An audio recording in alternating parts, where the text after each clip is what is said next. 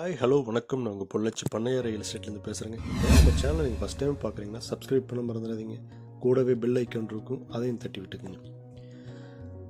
உங்கள்கிட்ட ஏதாவது சேலுக்கு லேண்டோ இல்லை நீங்கள் ஏதாவது லேண்ட் வாங்கணும்னு நினச்சிங்கனாலோ இல்லை வீடு வாங்கணும்னு நினச்சிங்கனாலோ இல்லை வீடு ஏதாவது சேல் பண்ணணும்னு நினச்சிங்கனாலோ எங்களுடைய சேனலுக்கு நீங்கள் தொடர்பு கொள்ளாங்க. கீழே எங்கள் நம்பர்ஸ் கொடுத்துருக்கோம், அந்த நம்பருக்கு நீங்கள் கூப்பிடுங்க. இப்போ நம்ம பார்க்க வந்திருக்க ப்ராப்பர்ட்டி பார்த்தீங்க அப்படின்னா ஒரு பெரிய ரோடு ஃபேஸ் இருக்கக்கூடிய ஒரு ப்ராப்பர்ட்டிங்க.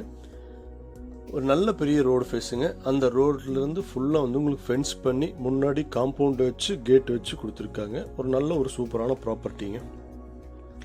ஃபுல்லாகவே தென்னந்தோப்பு தான். தென்னந்தோப்பில் காய் கொஞ்சம் நஞ்சம் காய் கிடையாதுங்க, எக்கச்சக்கமான காய் பிடிச்சி கிடக்குது. ஒவ்வொரு கொலைக்கும் பார்த்தீங்கன்னா ஒரு 40 காய் 50 காய் இருக்க மாட்டிருக்கு. உங்களுக்கு பார்த்தீங்கன்னாலே தெரியும் குறும்பு கட்டெல்லாம் எப்படி இருக்குன்னு பாருங்கள். செம காய்ங்க. ஒவ்வொரு மரத்துலையும் அதே மாதிரி தான் பிடிச்சிருக்குது. ஒரு மரம் கூட இதில் காப்பு சரியில்லை அப்படிங்கிறதுக்கான மரம் எதுவுமே கிடையாதுங்க. சூப்பரான காப்பு. அப்படியே ஒவ்வொரு பாலையும் பார்த்தீங்க அப்படின்னா யானை தந்த சைஸில் வெளியில் வருதுங்க. பூராமே குறும்பிங்க. ஒரு 50 குறும்பி கம்மியாக எந்த பாலையிலையுமே இல்லைங்க. ஒரு சூப்பரான ப்ராப்பர்ட்டி.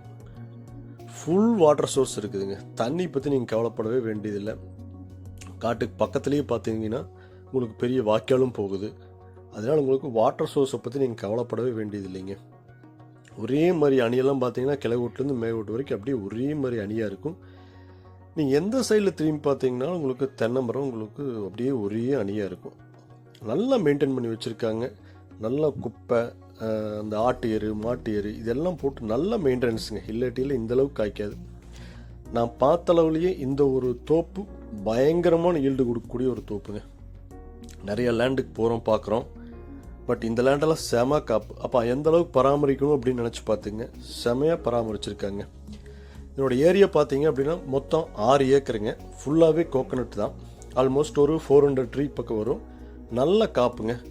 ஒவ்வொரு வெட்டுக்கும் குறைஞ்சபட்சம் 8 வண்டிகாய் வரும்.